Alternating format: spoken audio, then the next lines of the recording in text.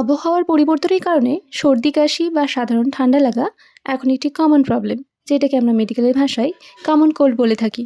তো এর থেকে আমরা প্রতিকার কিভাবে পাবো এবং প্রতিরোধ কিভাবে করব, সেটাই আজকের আলোচনার বিষয়। কমন কোল্ড বা সর্দি কাশি ভাইরাস সংক্রমণের কারণে হয়ে থাকে, যা প্রধানত শীতকালে বা ঋতু পরিবর্তনের সময় দ্রুত ছড়িয়ে পড়ে।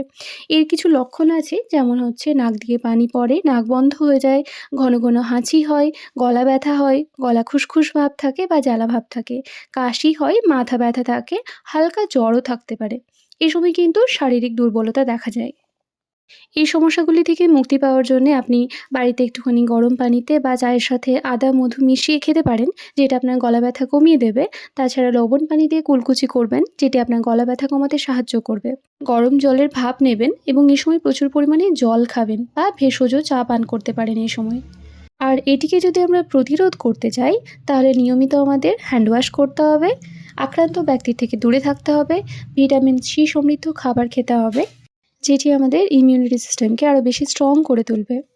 ঠান্ডা লাগা বা সর্দি কাশির সমস্যা থাকলে অ্যান্টিবায়োটিক নেওয়ার কোনো প্রয়োজন নেই, কারণ অ্যান্টিবায়োটিক কিন্তু ভাইরাসকে ট্রিট করে না। এই সময় রেস্টে থাকতে হবে। তাছাড়া ওভার দ্য কাউন্টার মেডিসিন যেমন আইব্রোফেন বা অ্যাসিটামিনোফেন এগুলো নেওয়া যেতে পারে ফিভার বা হেডেক বা পেন থাকলে। আর এই সিমটম বা লক্ষণগুলি যদি 10 দিনের বেশি হয়ে থাকে, সেক্ষেত্রে আপনি চিকিৎসকের পরামর্শ নিতে পারেন।